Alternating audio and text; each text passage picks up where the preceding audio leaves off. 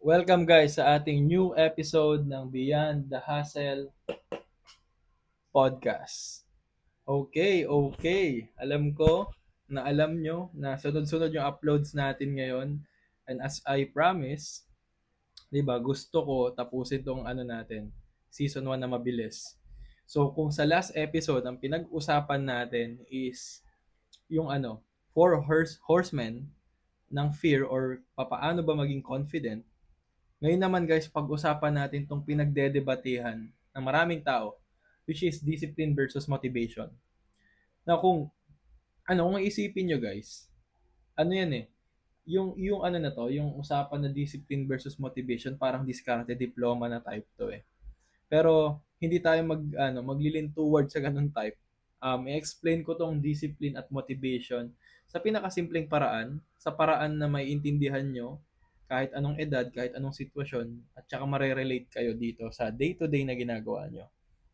Okay. Ngayon, ang pinaka-golden na tanong, bakit ba na pinaglalaban tong dalawa na to? Try nyo na bang isipin? Bakit, bakit laging pinaglalaban tong discipline at saka motivation na yan? Alam nyo guys, bibigyan ko na lang muna kayo ng magandang kwento. Personal experience, as usual. Nung nag-i-start ako dati sa journey ko as an entrepreneur, as someone na nag-i-stack ng high income skill, nag-aaral, maniwala ka sa hindi, ang nag-fuel sa akin para gumalaw is motivational video. As in, kilala ko lahat nun. Yung panahon pa nun, wala pa sila David Goggins nun, guys. Ano pa yun, meron pang YouTube channel nun na parang about lang dun sa motivation. Tapos yung laging thumbnail niya, yung mga kulay yellow na Alam niyo yun? Tapos, ang formatting pa nun, para siyang mga stock video footage na kung saan mga tao umaakyat sa bundok, tapos umaakyat sila sa peak, tapos maggaganon, tapos yung background music lagi is motivational speaker. Nagpi-preach, ganito ganyan. Minsan yung black pa nga na sikat, nakalimutan ko na yung pangalan. So yun, alam mo yung parang pag pinakinggan mo yun, pag yung naririnig mo, parang na-fuel ka, ganito ganyan. So yun, sobrang na-stuck ako ng ganun, ng motivational video. As in, tapos nakikinig pa ako sa mga motivational song. Kilala nyo na yan, yung mga OG na mga Pilipino na rapper na motivation, kung ano-ano pa. Lagi ako nakikinig sa ganun. And nakakatawa guys, wala akong natatapos. And laging question ko nun, okay, ang dami kong motivation, dami kong energy, saan ko ipupunta to? Laging ganun yung nagiging problem ko. Dami-dami kong energy, motivated ako. Okay, ang tanong, saan ko ipupunta tong energy na to? Tong motivation na to? And naging next na problem nun, second order of problem is, hindi ko alam kung ano mangyari. So, may energy ako, na-motivate ako, tapos, hindi ko alam kung saan ko ipupunta yung energy na yon. Tapos, hindi ko pa alam yung mga next na mangyari nun. Tapos mawawala na energy ko. Usually, 2 hours, 3 hours lang yun, tapos okay, wala na. Tapos, pag binabalikan ko yung natatawa ko, guys. Kasi, motivation is para sa akin, bullshit. Ano siya para sa akin? Illusion siya. Hindi mo siya kailangan. Okay, hindi mo siya kailangan as in. And, coming from someone na sobrang motivated na tao dati, it's funny kasi sinasabi ko siya ngayon sa video. And sigurado ako maraming mababasag dito. Marami din ma-offend. Pero guys, hindi nyo kailangan manood ng mga video ni ganito na nakasakay sa Lamborghini, makinig sa kanta ni ganito, ganito ganyan. And yung moment na kinalimutan ko na yon, tapos nag-try na ako mag-build ng sarili kong discipline, doon ako nagkaroon ng resulta sa buhay. Ang bilis. And i-share ko sa inyo kung ano ba yung naging journey ko doon. Bakit mas prefer ko yung discipline kaysa sa motivation. And idedebunk ko sa inyo kung bakit. Puro series lang to ng storytelling, guys. And I hope ma-enjoy nyo itong mga ikikwento ko sa inyo. And mag-arrive tayo sa mga ganitong key points. Okay. Try nyo isipin, na-explain ko na, di ba, ano ba yung disiplina? Okay, discipline is just basically parang focus. It's just sticking to the objective na anything na outside sa objective di mo gagawin. That's basically discipline. Related siya sa focus. So, kunwari nag-set ka ng gusto mo makaipon ng 1 million, hindi, 1.2 million at the end of the year. So, yung disiplina mo dapat nag-iipon ka ng 100,000 per month. Anything na hindi aligned na action doon sa 100,000 per month mo na ipon, hindi ka disiplinado na tao. So, kapatid siya ng focus. Okay. Now, kapag sa motivation naman guys, motivation is just basically yung drive ng isang tao. Okay, may dalawang types ng motivation. Lagi ko natutunan ko to sa namin, sa science prof namin. May intrinsic at saka may extrinsic motivation. Intrinsic motivation is yung motivation mo within, sa loob. Bakit mo siya gusto gawin? Panloob. Kasi kapag ginawa mo to, na-fulfill ka or may pangloob kang pakiramdam na gusto mo.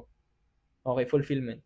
Extrinsic naman is may nakuha kang bagay na panlabas. Let's say for example, kapag kapag ginawa mo sa extrinsic kaya mo siya ginagawa is kasi nakikita nila na maangas ka. Kaya naman, para magkaroon ka ng sasakyan na maangas, para ma-validate ka nila. Something ganon.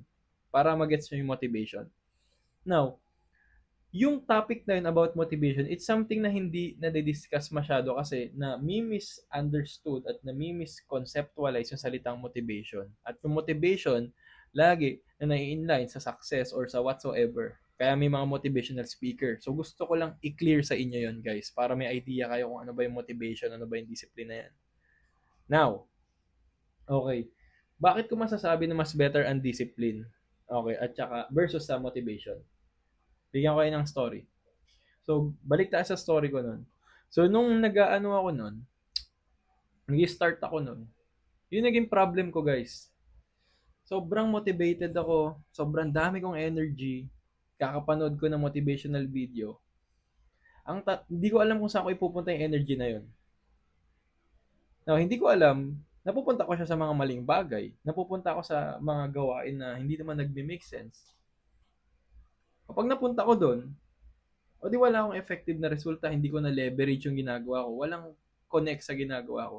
After nun, ubos na energy ko. So, kailangan ko na naman kinabukasan ng energy. So, manonood na naman ako ng motivational speaker. So, paulit-ulit hanggang nag-compound siya to the point na hanggang salita na lang at plano ko. Tapos, gawa ko ng mga bagay na hindi naman pala importante. Walang kwenta. Wala ko na-achieve. Sa course of time, 2 years ko ginawa yun, puro motivational speaker. Wala talaga. As in. Tapos, ang nakakatawa pa nun, yung best friend ko that time, puro kami motivation, kwentuhan kami ng ganito, riches, kwentuhan kami ng ganyan. Wala din ako napapala, wala din siya napapala. Motivated lang kami after ng conversation, pero pag sa work part na, hindi namin alam kung saan namin ipupunta yung energy na yun. And ang nakakatawa guys, parang high. Alam mo yun, emotional high lang kami sa motivation. So, doon ko na-realize na ang motivation pala is just an emotional thing. Now, guess what? Emotion, nag-change yan over time. Pwedeng seryoso ka, chill ka ng, sabi mo, driven ka, talaga emotionally high ka, motivated ka, pero 1 hour lang. Kasi yung emotion natin nagbabago. Nagbabago chemical sa utak natin, 'di ba? Sabi ko sa last videos. Nagbabago chemicals natin.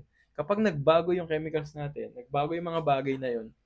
Walang kwenta yung yung motivation mo kasi kung 3 hours lang 'yan, edi hahanapin mo 'yon. It's just an emotional thing. Yun yung na-realize ko nun. Now, nung nag-transition ako nun, so going back sa story, ang ginawa ko, nag-design ako ng schedule, nag-design ako ng mga gusto ko ma-hit na goals, tapos nangako ako sa sarili ko, kahit tamad ako at tinatamad ako, gagawin ko tong mga bagay na to. As in, gagawin ko, ito mismo mga bagay na to, gagawin ko. So, nag-stick ako doon, nagpanibago. Hindi ako nanonood ng motivational video na, nag-set ako ng goal for 1 year, tapos nakalagay siya sa talaga nakalagay siya sa ganito ko, sa pader ko. Yung mga gagawin ko, dinesign ko yung schedule ko at saka yung mga task ko na yung pinakamahirap yung una kong gagawin para hindi ako mag-guilty pag tinamad ako. Yun, nag-stick lang ako doon.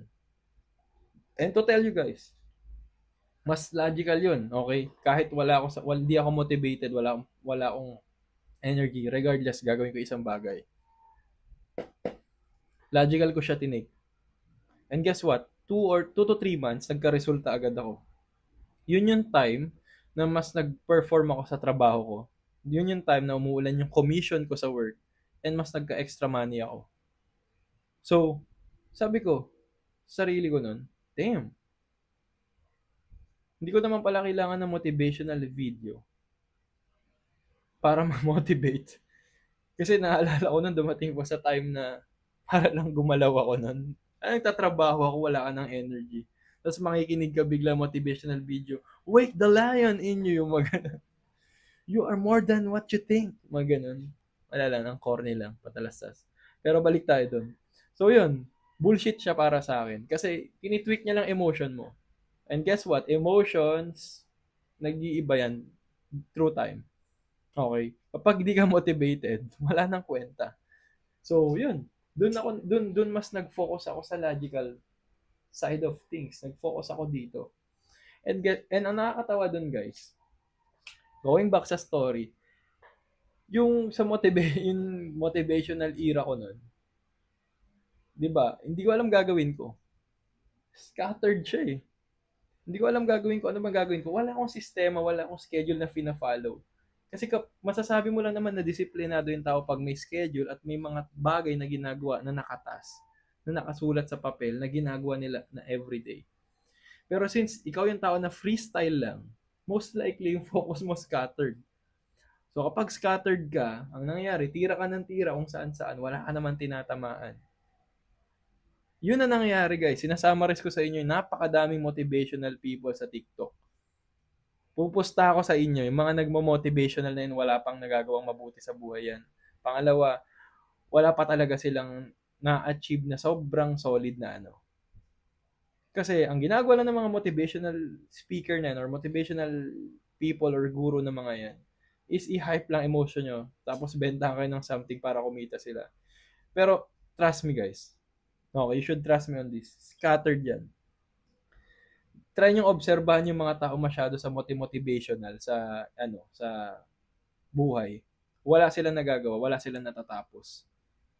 Puro lang sila gigil, magko-comment sila sa content. Nakakagigil, gusto ko na, ako na yung next, ganun. Pero after nun, wala na. Kaya mag-iingat kayo dyan sa mga motivational video guys kasi pinapa-high lang kayo niyan tapos yung energy nyo may scatter.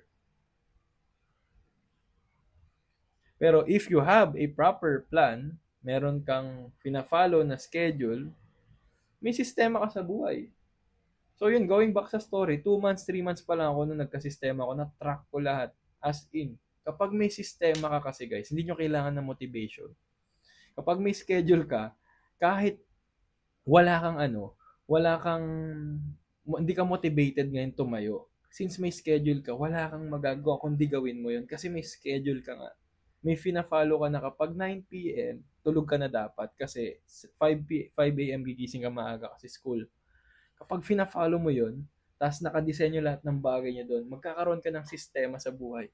At kapag may sistema ka sa buhay, most likely guys, magkakaroon ka ng predictable na resulta. Tatanungin ko kayo, kung scattered energy nyo, focus nyo, mapipredict nyo ba yung mga mangyayari sa next? I don't think so. Kasi on-off nga yung motivation mo eh. Walang kwenta yun. Hindi mo mapipredict. Unpredictable yun.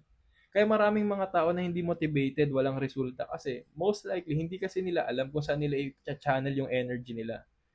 Pero imagine mo, kahit wala ka naman masyadong energy, kahit di ka manood ng motivational video, since meron kang system, may schedule kang fina-follow, most likely predictable yung kakalabasan. Okay. Gawin nating example yung sinabi ko kanina. Yung tao na sasabihin niya sa sarili niya, mag-iipon ako ng kunwari na lang, 1.2 million at the end of the year. So, 100,000 per month. Yung taong motivated, shit, mag-iipon ako. Okay, so nag-ipon siya ng 150k ngayon. Next month, wala siya sa mood, tinatamad siya, hinil niya yung sarili niya, inner child or whatsoever. Ang mangyayari doon, di yung mag-ipon. Tatama rin yan. Tapos nakanood na naman siya ng magandang motivational video na success, yung mga gano-ganon, ginanaan na naman mag-ipon. So, nag-ipon na naman siya another 70,000 sa third month. Pero fourth month, fifth month, tinamad siya, hindi siya motivated eh. Nagpadala siya sa emotions niya eh. Now, on the course of 1 year, wala, hindi niya na-hit yung goal niya. Pero kung ikaw yung tao na may sistema na regardless kahit hindi ka motivated, meron kang fina-follow na sistema na nakatoka sa'yo to na kailangan mong gawin at tapusin, predictable resulta mo. Kapag sinabi mo sa sarili mo na, okay, mag-ipon ako 100k per month, regardless, imposible, at the end of the year, may 1.2 million ka. So, kung hindi ka pa mayaman, kunwari, start ka sa mga maliliit. O try mo mag-ipon. Mag-start ka sa pinaka-basic. Mag-create kayo ng sistema na kung saan makaipon ka 1,000 per month. Oh. Kahit anong gawin mo, basta, yung first na gagawin mo, pag pumasok yung pera mo sa bank account mo, 1,000 save. The rest, gastusin mo na. Imposible, kung ganun sistema mo, makakaipon ka pa rin ng 12,000 sa isang taon. Versus, mag-iipon lang ako kasi pag trip ko, kasi pag may mood ko, wala. Hindi predictable maging resulta mo doon. Magsasayang ka lang ng oras. And ang kagandahan guys kapag predictable, trackable. Natatrack mo kung gaano ka nakalapit. Uy, 4 months na lang, mahit ko na ipon ko. Uy, 3 months na lang, ganito. And maniwala kayo sa hindi guys, kung kilala nyo si Matthew Panganiban, tinatrack namin lahat. Yung buhay namin nakatrack sa spreadsheet. So yung mga nakikita nyo ngayon dito sa life ko, nakatrack lahat yan. Pera ko nakatrack, weight ko sa pag-gym nakatrack yan, food ko tinatrack namin. May coach ako doon. Shoutout kay Coach Nolly kung nanonood ka. Tinatrack namin lahat. Even yung progress ko guys, even yung bank account ko tinatrack ko. Lahat ng bagay tinatrack ko. Even mood ko, pagdating na ako sa point, tatrack ko yung mood ko, tapos alamin ko sa sarili ko, bakit kaya hindi ako, okay yung mood ko. Tapos titignan ko, baka related siya sa pagkain. Ganong level ng pagiging track yung ginagawa ko sa buhay ko. Kasi gusto ko systematize. Nakita nyo naman, laging black yung damit ko. Part yan ng system ko. So, kung yun yung para sa akin, yun yung mga bagay na really takes to win in life. Kasi kung hindi nyo gagawin yan, guys, wala. Kaya maraming taong broke sa mundo ngayon kasi puro motivation lang sila eh. Wala naman sila nagagawa, wala sila na-achieve. Undefined.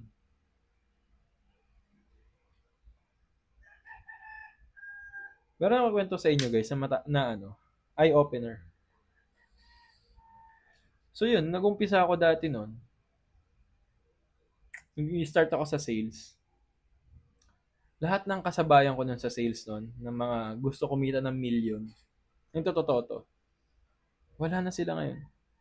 Kasi na-obserbahan ko na nag-start kami, puro motivational lang pinag-uusapan namin eh. Puro kikita ng million, puro ganito, puro sports car, puro big things. Ako that time, sumasabay ako sa kanila, pero alam ko sa sarili ko, nakadesenyo yung sistema ko para manalo, pero 5 to 10 years from now. Sabi ko sa sarili ko when I was 18 years old.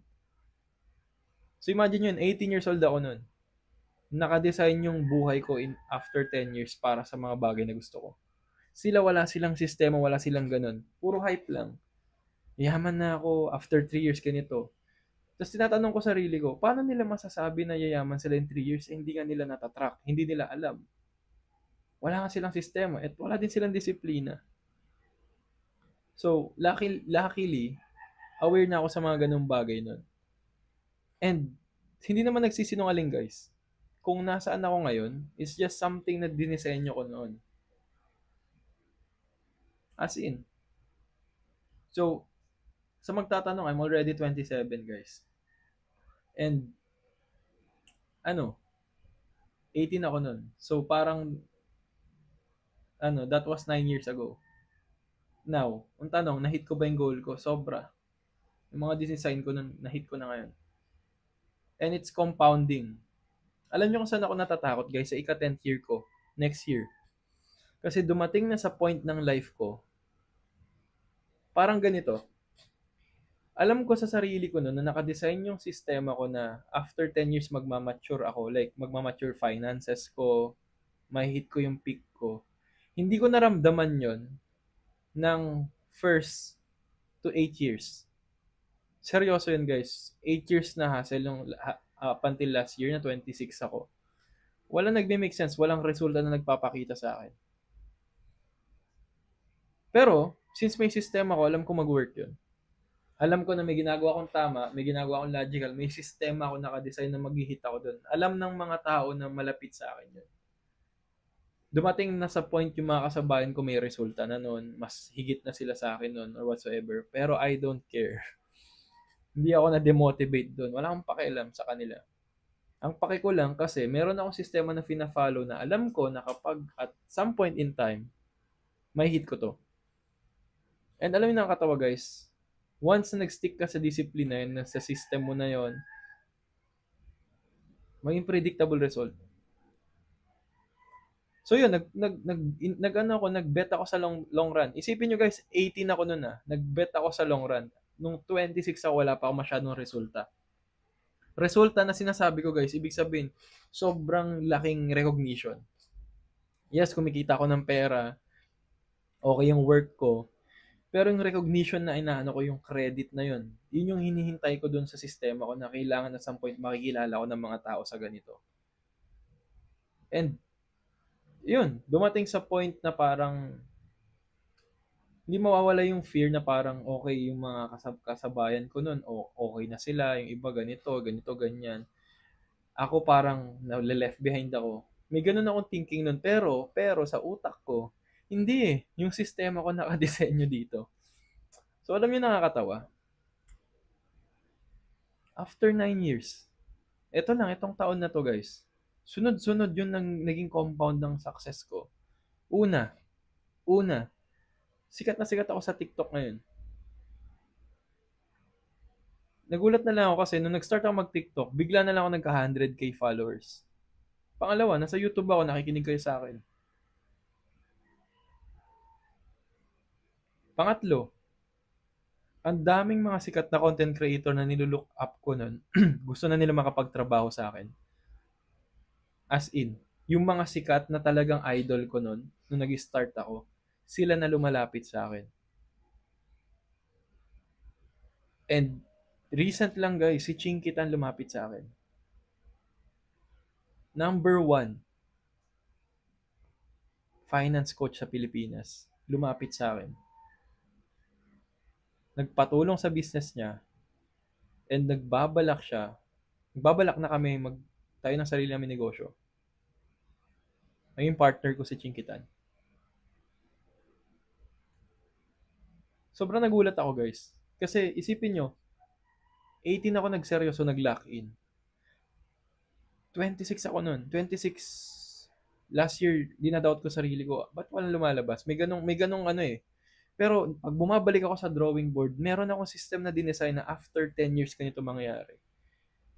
Nagulat ako after 9 years, doon nag-bloom. And ngayon ko lang isasabihin ko sa inyo guys, ito, full transparency. Never been in my life na magkakaroon kami ng discussion sa business na ang pinag-uusapan namin 7 to 8 digits na deals. And up until now, hindi ako makapaniwala. And what's really parang striking me the most or parang hindi ako mapakali ngayon, kasi next year, gagraduate ako sa school, may degree na ako, tapos makakapag all-in ako sa ginagawa ko ngayon. Sa pagtuturo sa inyo, tsaka pag-run ng business. Imagine yung growth na mangyayari sa akin. All because of discipline. Maraming tao na naka-witness guys sa hindi ako yung type na parang bigla na lang nag-appear sa internet na ganito. Maniwala ka sa hindi, kung may mga taong nanonood dito na kilala ako noon, alam nila yung pinagdaanan ko. Nasa 9th year na ako ng hustle ngayon. And ngayon ko lang nakuha tong recognition na to. Masaya ba ako? In a way, yes. Pero kapag dinesign mo at trackable yung isang bagay, doesn't matter eh. Alam mo mangyayari yung bagay na yun. So, yun yung sinasabi ko sa yung discipline. Now, sa lahat ng mga nanonood dito, guys, nasa 9 years na ako ng pagla-lock in sa life. Ito na ako ngayon. So, lagi kong tinatanong yung mga tao, especially yung mga bata nanonood. Parang, willing ka ba mag-wait ng ganong katagal? Kasi, sa totoo lang guys, yung mga nagsasabing 1 year, 2 years, ganito, bibilis magkakaresulta ka. Hindi ako naniniwala doon. Kaya nga ako nag-exist dito sa internet. Kasi gusto ko i-remind sa inyo na yung process at yung progress na ibo-bootstrap mo or from walang-wala, no rich parents as in wala. Walang-wala ka pero gagawin mo ng tama yung isang bagay. It will take you a decade to achieve that. Para sa akin yun yung real wealth. Okay? Wala pa nga ako sa wealthy, wala pa ako sa side na yun eh. Comfortable enough na ako ngayon pero meron pa ako ini-aim. And maniwala ka sa hindi, after ma-hit ko yung next peak ko, next year, ang next na ipaplan ko is 20 years na. Yun yung wealth na tinatawag. Doon na ako mag-generate ng maraming pera tapos mag-invest ng maraming bagay para sa 20 years. Tapos maraming bata na nagchat-chat sa akin, maraming tao nagchat-chat sa akin na possible ba in 1 month magka-million ka, 2 months million ka, 3 months million ka? Hindi. Kasi sa akin ang benchmark ko, ako nga halos 1 decade na ako nag-work eh. Ngayon ko lang nakuha ika-9th year. So, sana guys, naging eye-opener tong sinasabi ko sa inyo kasi hindi lahat na nakikita nyo sa internet guys totoo. Kung gusto niyo ng tunay na hustle, ito, ako yung living proof. Okay? Ako yung living proof. And alam ng mga kilala ko yan. Naobserbahan nila, naobserbahan na nanay ko yan. Nakita nila yung failures ko.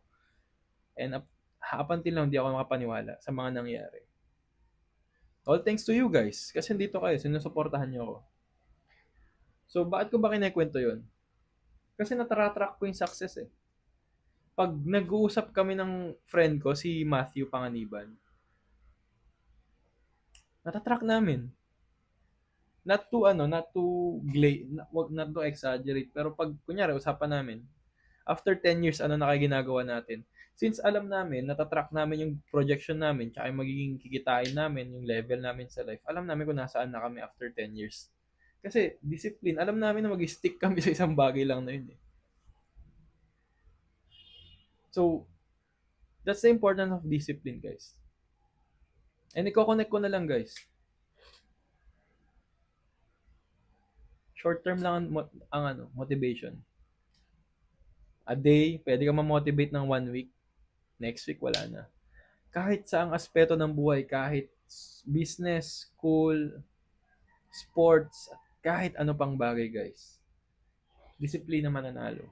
Best athletes, discipline. Kobe Bryant, Michael Jordan, Stephen Curry, Steve Jobs, discipline. Di pa kayo nagtataka yung tawag sa sa parang sa mga martial arts, discipline. Anong discipline nyo? Kasi ang discipline is something na ginagawa nyo lagi. Regardless. Sa pag-gym, ano yung discipline mo? Laging ganun yung tanong. So, it's just basically doing ng bagay na repeatedly without being emotional kasi kailangan mo siya gawin. So, again, manganganak siya sa focus.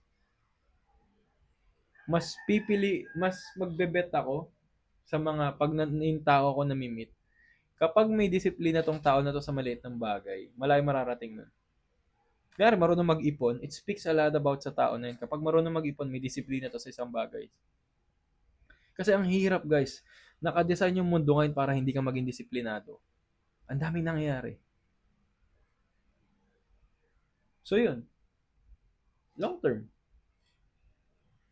Imagine nyo yung sa sinasabi ko, kung natatrack mo yung buhay mo, natatrack mo yung growth mo, gaano ka-importante or gaano ka-predictable yung mga ginagawa mo sa life 10 years, 15 years, 20 years, even 40 years from now. Try nyo isipin yun.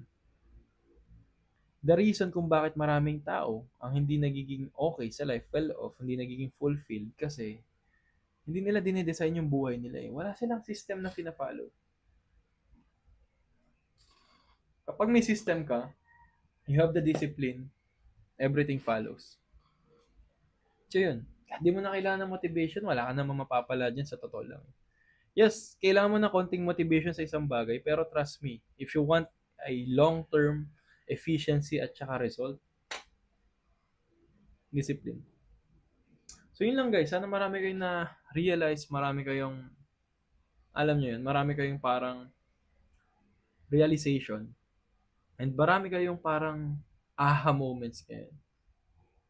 And yun, again, ang challenge ko sa inyo, kuha kayo ng magandang part dito, screenshot nyo, tapos tag nyo ako sa Instagram, or tag nyo ako sa sa TikTok. Tapos, yun. Also, guys, lagay nyo din doon sa caption kung ano ng video kung ano yung pinaka natutunan nyo sa itatag nyo sa akin. Or kaya naman guys, ito, comment kayo sa baba, huwag nyo kalimutan to. Ano yung pinaka natutunan nyo sa salita, sa episode na to? Ano yung pinaka nang make sense? Ano yung mas na-realize nyo na parang kapag in-apply ko yung discipline, okay, gets ko? Ano yung mga na-realization nyo? Comment down below kasi gusto ko makita at babasahin ko. So again guys, wala akong hihingin na iba sa inyo. As in, ang re-request ko lang subscribe, like, comment, tapos i-share nyo to guys. I-share nyo din to sa mga tao na kailangan nila panoorin to. Okay? Spread the word. So yun lang guys.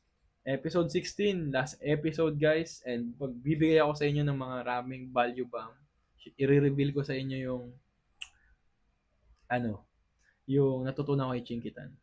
So, konti na lang guys. Last one episode yung episode 16. Tapos konting celebration sa season end, tapos bonus. Tapos season 2 na tayo. Excited na ako pag-usapan natin yung sa mga money making na tayo.